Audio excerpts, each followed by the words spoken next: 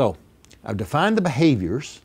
I can create the right environment, but I got to give people the tools, the processes. So I've got to have the right processes. You know, I've got to have root cause analysis. I've got to have good thinking processes.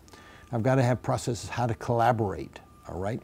I got to have checklists for people. I mean, if you go fly on the most sophisticated airplane in the world today and you see that pilot, and she or he has flown that plane thousands and thousands of hours, but every time they bring out that checklist, and they go down that checklist. So true. All of us need checklists. For every meeting, the type of meeting, and we need checklists personally. Have I been open-minded today? Where was I defensive? Where was I not really listening? Okay? Where did I miss an opportunity to learn? What did I learn today? On and on and on. So when you study really good learning organizations, a lot of organizations talk about culture. Okay? We're a positive place and we believe in learning. Okay? What really gets down to is how people behave and how rigorously they use processes.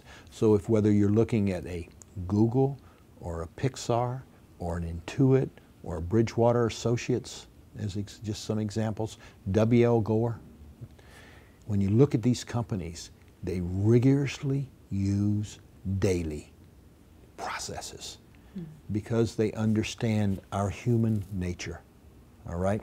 And the same thing, the reason why the airline pilots use the checklist.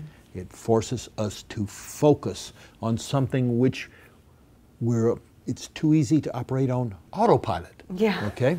The pilot uses the checklist literally so he or she doesn't operate on autopilot and says, oh yeah, I did that. I know I did that. But what they may be remembering is the 18 times they did it in the month previous, but not now. Right. Because it feels like I should have done that. I mean, when I usually do that. And so I've done that. We assume in our heads. We assume in our heads. Yeah.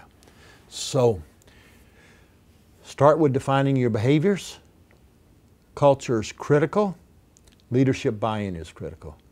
Okay? Unless the leaders actually are passionate about learning, and unless the leaders take ownership of the culture, and unless the leaders fight ego, okay, and fear daily, it will creep back in. And does it ever operate on autopilot? No, because we're human and we'll regress and we'll slip. And you can never take it for granted. And that's why constructive paranoia is a great virtue in these firms, to make sure, am I losing my edge? Am I slipping? You know, what's going on here? Okay? And you talk with CEOs that have great learning organizations, they talk like this. Where am I slipping? I mean, they're very concerned about arrogance and complacency.